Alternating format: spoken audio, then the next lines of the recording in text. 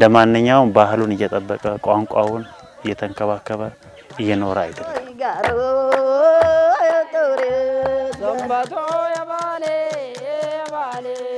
እግዚአብሔር መልካም ነው። ዛይን የተባለ ቦታ መርጦ እኛን አኖረን።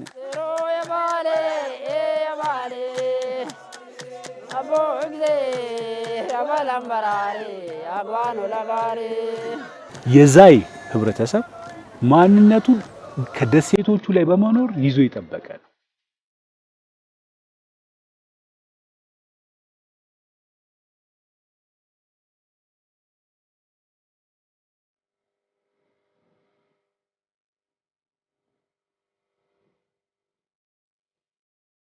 የሐይቁ ላይ ጉዟችን ማሳረጊያ ከሆነው ደብረ ሲና ደሴት ላይ ተገኝተናል።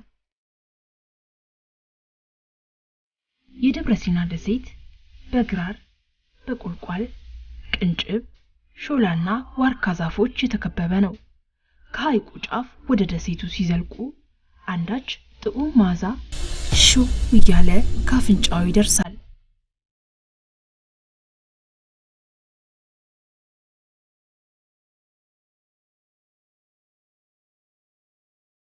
ምንድነው አባ በጣም ደስ የሚል ሽታ ይሸተኛል። ግቢ ውስጥ የሆነ ለየት ያለ ሽታ አለ አይደል? ጣኑ አንድ የሚሸተው ጣኑ ነው። እነዚህ ዛፎች ጣኖች ናቸው። ጣኑ ዛፎች ናቸው። እነዚህ 13 ነው። በጊዛና በሐዋርያት ምሳሌ ናቸው። መቼ ነው የተተከሉት? ጣን ዛፍ ነው። እዚህ አንድ አባት ሲያገለግሉ ነበር በፊት ይዛይ ቢሮ ሲባል ብቻቸው ሲያገለግሉ ነበር። ኪዳንም ማጠንቱም ሰባት ፍቅሩም እዚህ ብቻቸው ያገለግሉ ነበር። ቅዳሴ ግን የዘዋይ መጥተው ያግዟቸው ነበር። ለምን እሳቸው ነው የተተከሉት። ጠቅላላ 13 ነው። ጌታ ምሳሌ ነው ማለት ነው። ጌታ ምሳሌ ዙሪያ ያሉት የሐዋርያት ምሳሌ ነው። 13 ዛፎች ናቸው። 13 ናቸው። ጌታ ሐዋርያት 12 ሐዋርያትና ጌታ ጋር 13 ናቸው። እንደ ምሳሌው እነሱ ነው። ተጠቀሙ ይሆን ከዛፉ ላይ እጣን? አሁን አንጠቀም። ድሮ ይጠቀሙበት ነበር። አሁን ግን አንጠቀም። ለምን ደርቋል? ደርቋል። ያው ቀንሷል። ቢመታም አይወጣው። ራሱ ተብጣራሱ የተጋጣለ ግን አይወጣም።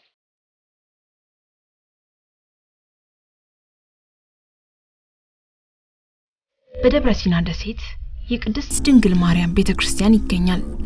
ቤተክርስቲያኑ በዘመነ አክሱማውያን እንደ ሌሎቹ ደሴቶች ሁሉ በሳር የተሰራ ሲሆን በ1974 ዓመተ ምህረት በመብረቅ ተመቶ በመቃጠሉ በአንድ ግለሰብ አስተባባሪነት ይህ ከጭቃና ከጨፈቃ የተሰራ የቆርቆሮ ክዳን ያለው ቤተክርስቲያን ተሰርቶ ብዙ አገልግሏል።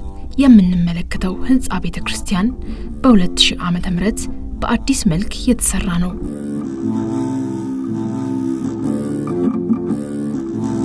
የድሮ ሳር ቤተክርስቲያን ነበር። ከሳር ቤተክርስቲያን ከዋሻ ኑሮ ሲመጣ ማለት ነው። ከዋሻ መጀመሪያ ዋሻ ነበር። ዋሻ ሳር ቤተክርስቲያን ተሰራ። ሳር ቤተክርስቲያን ሲቀር በመብረቅ ቅዳሴ እየተቀደሰ ያው በመብረቅ ተቃጥሏል ቤተክርስቲያኑ። ካህናቱም አልተነኩም፣ ታቦታቱም ንዋየ ቅዱሳቱም አልተነኩም። ግን ቦታው ቤተክርስቲያኑ ተቃጥሏል። ሲቃጠል የታችኛው ቤተክርስቲያን ተሰራ። ጥንት በደሴቱ ይኖሩ የነበሩ ሰዎች ቦታውን ለቀው ከሄዱ በኋላ ደሴቱ የመነኮሳት መኖሪያ ሆኖ እንደቆየ ይነገራል። ዛሬም ድረስ 3 የሚሆኑ መነኮሳት ይህንን ደሴት መኖሪያቸው አድርገው ይታያሉ።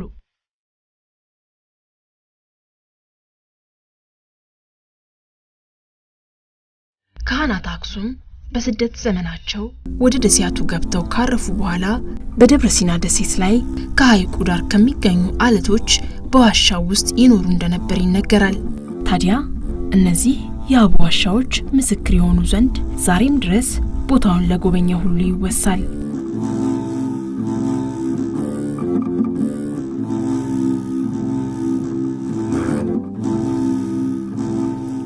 አሁን የምንሄደው ወደ ዋሻው ነው። ዋሻው ያው ህዝበ ክርስቲያኑ ከታቦተ ጽዮን ጋር ሲመጡ የነበሩበት ማለት ነው። እና እንግዳ ደግሞ በዚህ ደግሞ እሱን ከትንሽ ቀን እንደቆዩበት ትንሽ ዓመት እንደቆዩ ከላይ ቤት ሲሰራሩና የእንግዳ ማሳደሪያ አድርገውታል። እንግዶች ሲመጣ እንግዳ ሩቅ ሀገር ሲመጣ እዛ ወስዶ ያሳድሩ ነበር።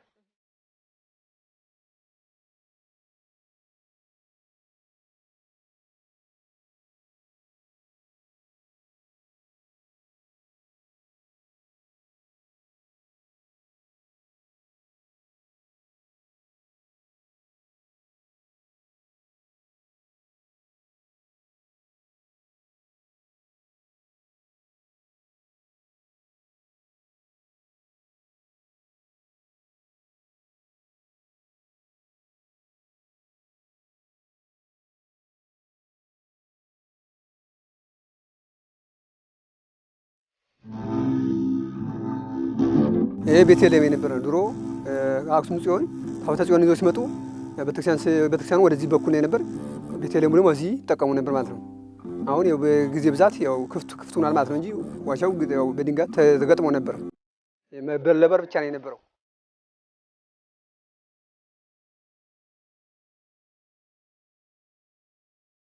እዚህ የተከለለ ድሮ አዝመ ቅዱሳን የነበረበት እዛው እኛም አወጥተነው ሳጥኑ ነው ህዝበ ክርስቲያኑ ያየው ነበር። ግን በዛም የወጣበት አሁን የለም፣ ወደ ላይ ወጥቷል። ወደ ቤተልሔም የወጣበት ምክንያት ያው አወራው የከብቱም የበጉም የፍየሉም አወራ ስላለ በዛ ምክንያት ያው በራይ ስለተናገሩ ወደ ላይ ወጥቷል። ከላይ ወጥቶ ተቀምጣለ። ለወደፊቱ ሙዚየም ላይ ይሰራል። ሙዚየም ሲሰራ መስታወቱ ነው ይቀመጣል። አጽመ ቅዱሳኑ ወደፊት ደግሞ የቤተክርስቲያኑ ያለበትና አጽመ ቅዱሳኑ ያልወጣ ደግሞ አጽመ ቅዱሳን ደግሞ አለ። ይሄ ያው ፍየል ገብቶ እንዳያቆሽሸው ቦታው ሱባኤ ለሚገባ ሱባኤ ምግብ ይሆናል። ወደፊቱ በር እንሰራለታለን። አሁን በር ስለሌለ ግን በመጋረጃ ጋርደነዋል።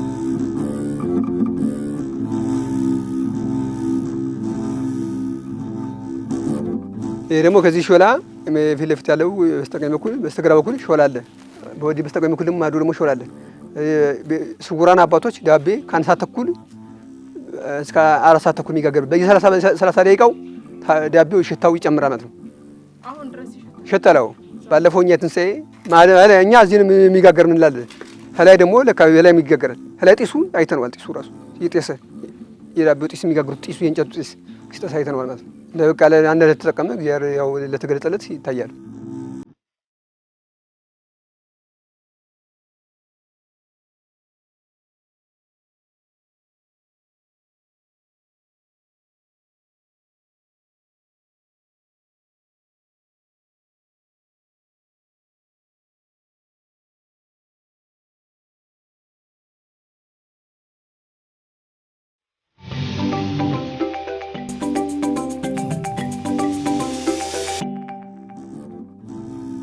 የዝዋይ ደሴያት ለኢትዮጵያ ኦርቶዶክስ ተዋሕዶ ቤተክርስቲያንም ሆነ ለሀገሪቱ ታላቅ ባለውለታ እንደሆኑ ይነገራል።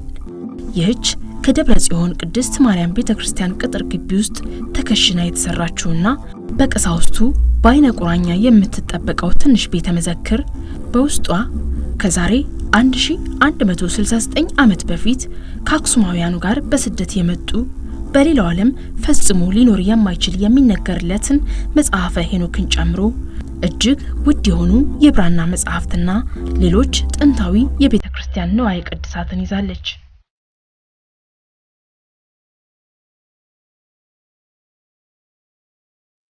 ነገር ለቅዱሳን የሚባሉ ትልቅ የሙሴ 5 የኦሪት መጽሐፍት አሉ።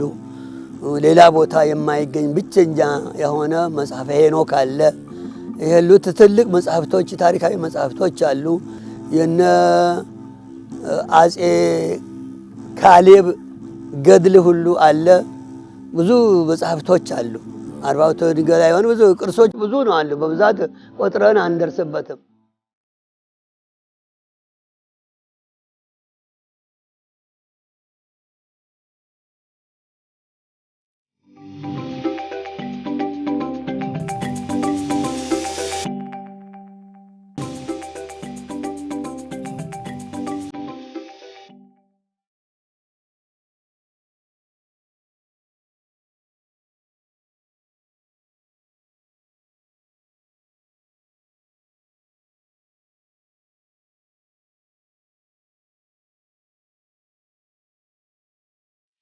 በ1972 ዓመተ ምህረት ሌጎስ ላይ በተከናወነው የጥቁር ህዝቦች ፌስቲቫል ላይ ርዝመቱ ወይም ቁመቱ 1 ሜትር የሆነ እንደውም በአንድ ገጹ ላይ 4 ኮለም ወይም 4 አምዶች ያሉት ስዕሎች ያሉት የብራና ጽሑፍ የተገኘው ከዝዋይ ደሴት ነው።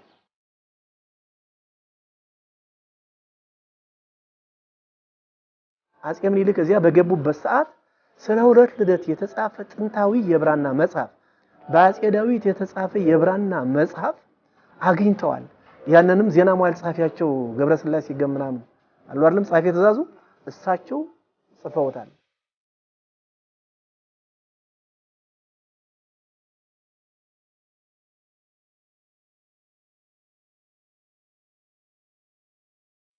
ይህ ሁሉ የሀገር ጥቅም ናቸው። ለሃይማኖታችን ለሀገራችን ለእምነታችን መሰረት የሆኑ መጽሐፍቶችን አቅፎ ደግፎ የያዘ የቆየ ቦታ ነው። ቦታው ታሪካዊ ቦታ ነው።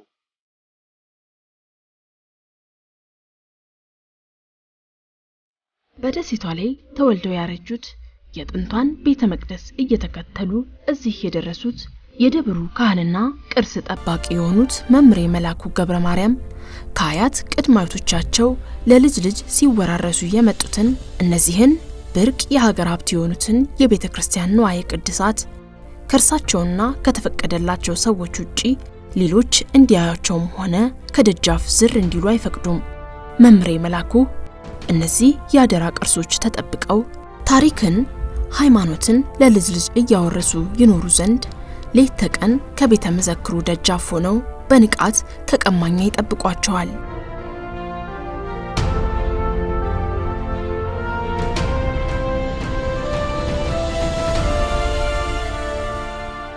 እነዚህን ዓለም ብዙ የሚያወራላቸውን ብዙዎች ሊያዩዋቸው ሊዳስሷቸው የሚጓጉላቸውን በዝዋይ ደብረ ጽዮን ቅድስት ማርያም ቤተክርስቲያን ስር ተጠልለው የሚገኙትን ብርቅ የቤተክርስቲያንና የሀገር ሀብት የሆኑ ንዋየ ቅድሳትን ልናይ የጓጓንኛ አልተፈቀደልንምና ከደጃፉ ደርሰን በቤተ መዘክሩ ጠባቂ በመምሬ መላኩ ጽኑ አቋም አይናችን እንደተራበ ሳናያቸው ልንመለስ ተገደናል።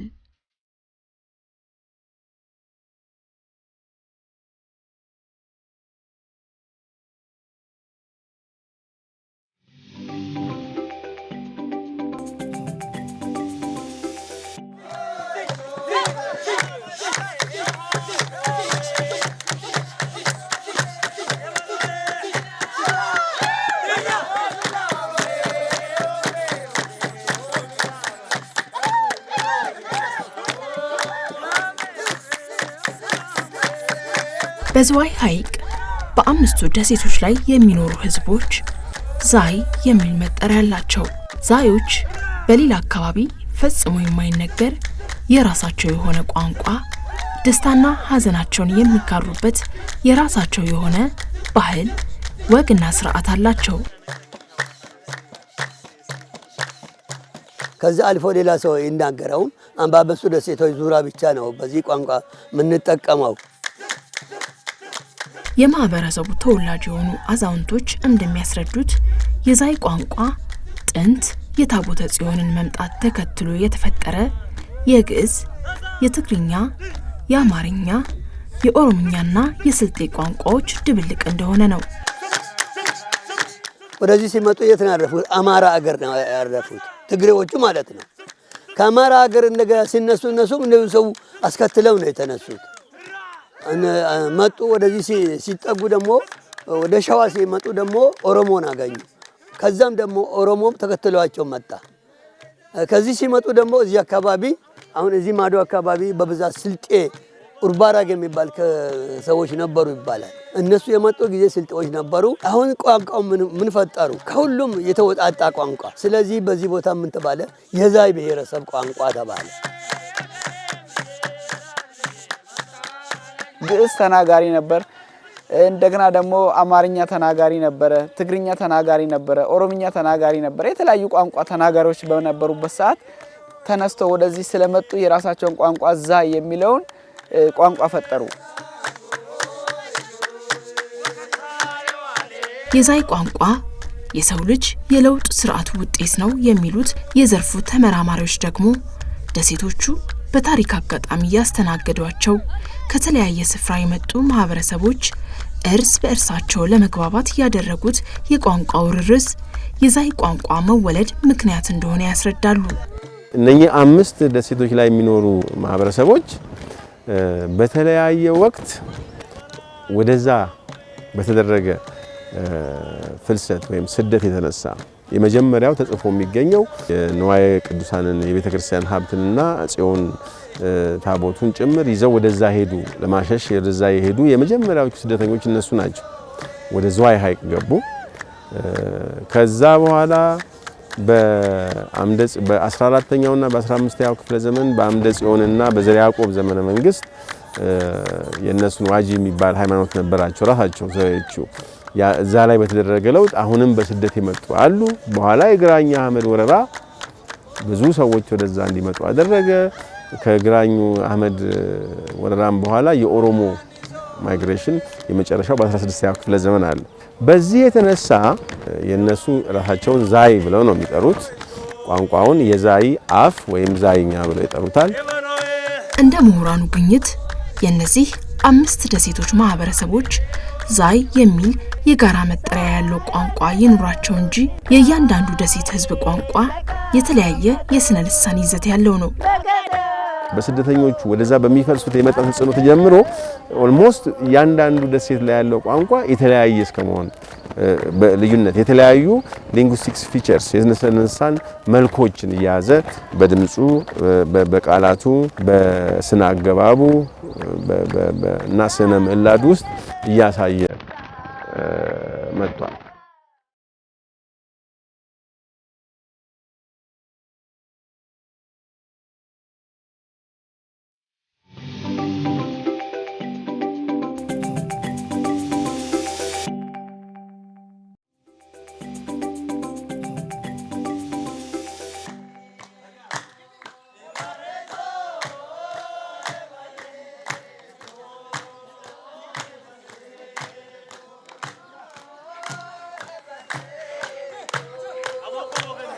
ዛይኛ ከሴሚቲክ የቋንቋ ቤተሰብ የሚመደብ ሲሆን በተለይም የጉራጌ ቋንቋ ነገድ ከሆኑ ከሶስቱ ማለትም ከስልጤና ወለኔ ቋንቋዎች መካከል አንዱ እንደሆነም ነው ምሁራኑ የሚያስረዱት።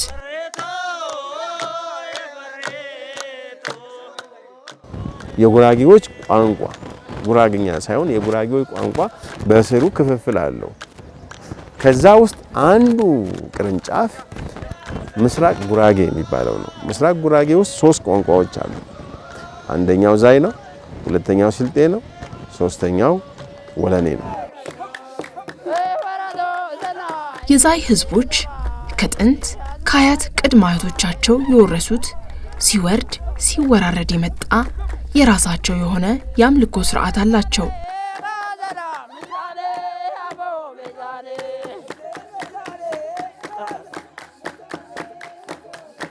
ዛዮች በቤተ ክርስቲያን ሆነው ፈጣሪያቸውን የሚያመሰግኑበት፣ በሰንበት በበዓላትና በአጽዋማት ጊዜም ምልጃና ተማጽኗቸውን የሚያደርሱበት የራሳቸው የሆነ ሃይማኖታዊ ትውፊት አላቸው።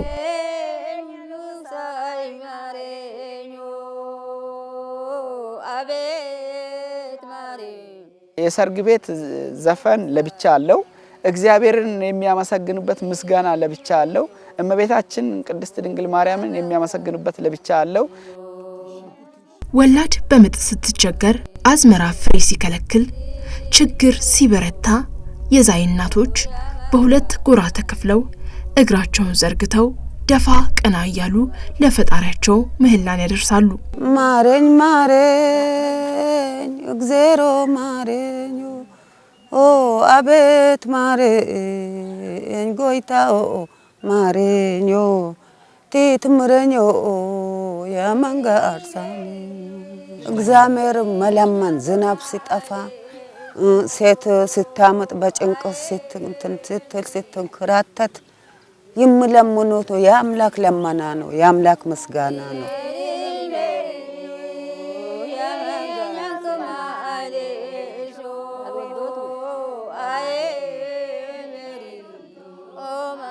በጾም ጊዜ ማለት ነው 2 ወር አሁን እናቶች አዛውንት እናቶች እዚህ ቤተክርስቲያን ነው የሚያሳልፉት። እነዛ እናቶች ሌሊቱን ሙሉ ያሁኑ እዚህ የለመነውን ነው እየለመኑ የሚያድሩት 2 ወር ሙሉ ማለት ነው። እንደገና 2 ሳምንት ነሐሴ አለ ቤታቸውን አይገቡም።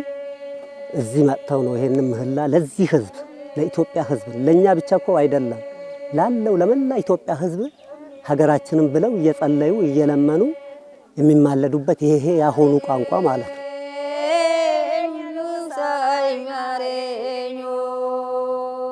የዛይ አባቶች በበኩላቸው ምድር በሐሩር ስትነድ፣ ሐይቅ በድርቅ ሲመታ፣ የባህር አሳ ሲጠወልግ፣ የሰማይ አይኖች በቸርነቱ ተከፍተው ዝናብ ያዘንቡ ዘንድ የፈጣሪያቸውን ቸርነት በሙሉ ተስፋ እንደሚጠባበቁ ከቤተ ክርስቲያን ደጃፍ በአንድነት ሆነው በዝማሬ ያሰማሉ።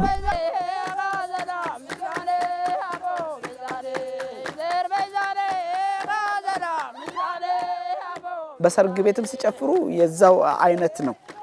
በአይነቱ ነው እንጂ በቃል ስለሚለያይ የጭፈራውን ይሄ ጭፈራ ነው ይሄ መዝሙር ነው የሚያሰኘው ቃሉ ነው ማለት ነው። ችግር ተወግዶ ደስታ በሰፈነበት ተርላ በሞላበትም ጊዜ ዛዮች በቤተ ክርስቲያን ደጃፍ አሊያም በቤታቸው ሆነው ስለተደረገላቸው መልካም ነገር ሁሉ ስብሐተሄ እያሉ ፈጣሪያቸውን ያመሰግናሉ።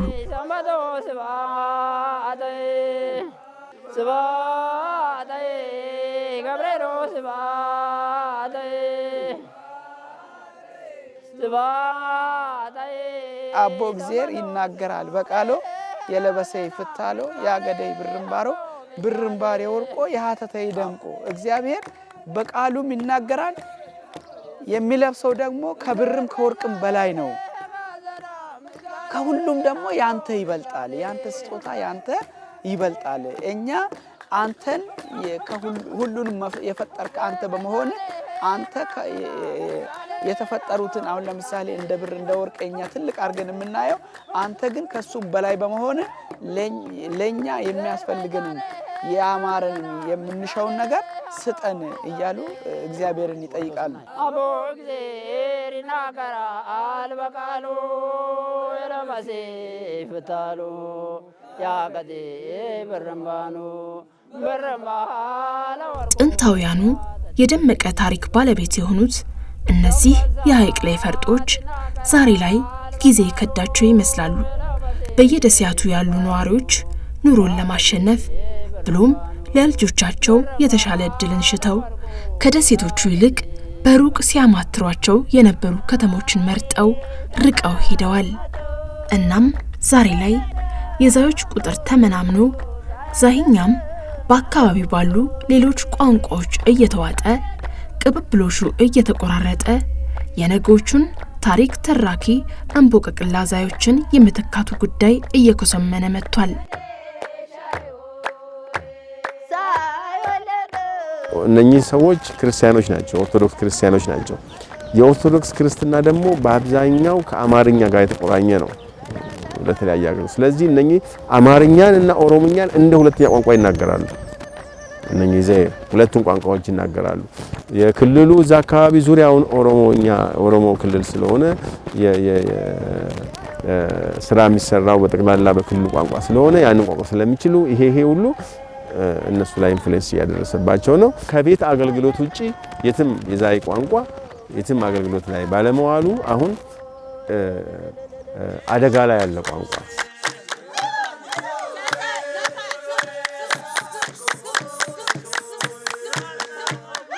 ከአንድ እስከ 4 እዚህ ይማሩና ከዛ በኋላ ወደ 6 ሆነ። ከ6 በኋላ ወደ ሌላ ይሄዳሉ። ቋንቋቸውን እየረሱ ይመጣሉ። ባህላቸውን እየረሱ ይመጣሉ። ከሌላ ማህበረሰብ ጋር እየኖሩ የራሳቸውን እየረሱና የኖረው ሂደት ወደዛ እንዲጎዳኙ ያደርጋቸዋል።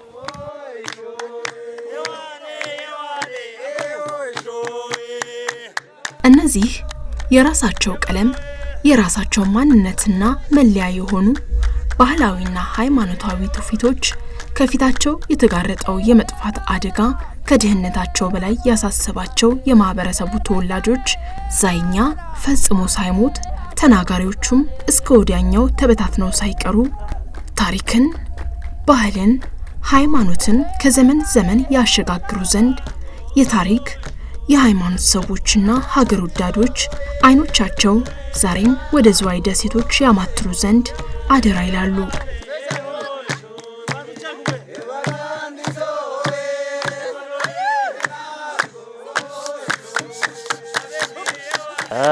ቋንቋውና ቅርሱ ቢጠበቅ ህብረተሰቡ ባለበት ያለምንም ስደት ሁሉን ነገር ጠብቆ አካባቢውን ጠብቆ እየኖረ ወደፊትም የሚኖርና ወደ አዲስ ለውጥ የሚገባ ማህበረሰብ ነው።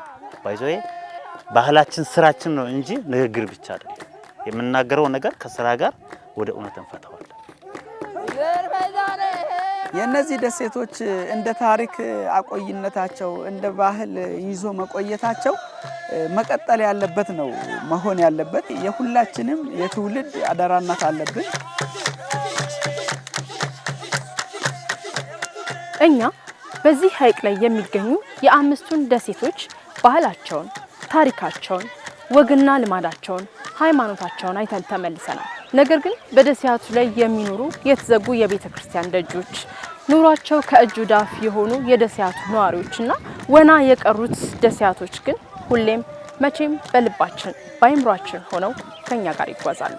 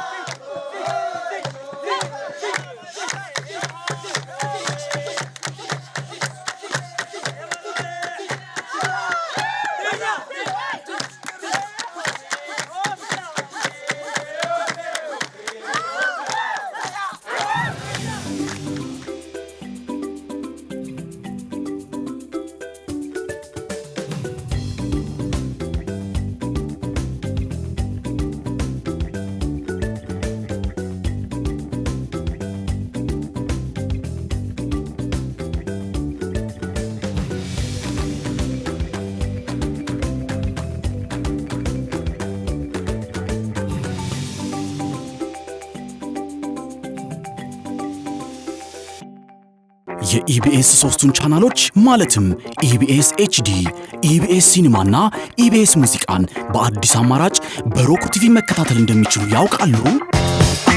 የኢቢኤስ ቲቪን ልዩ ልዩ ተወዳጅ ፕሮግራሞች በኢቢኤስ ኤችዲ፣ ኢትዮጵያዊ ፊልሞችን በኢቢኤስ ሲኒማ እንዲሁም የሀገሩን ሙዚቃ በኢቢኤስ ሙዚቃ ቻናሎቹን 24 ሰዓት በቀጥታ በሮክ ቲቪ ያለመቆራረጥ መከታተል ይችላሉ።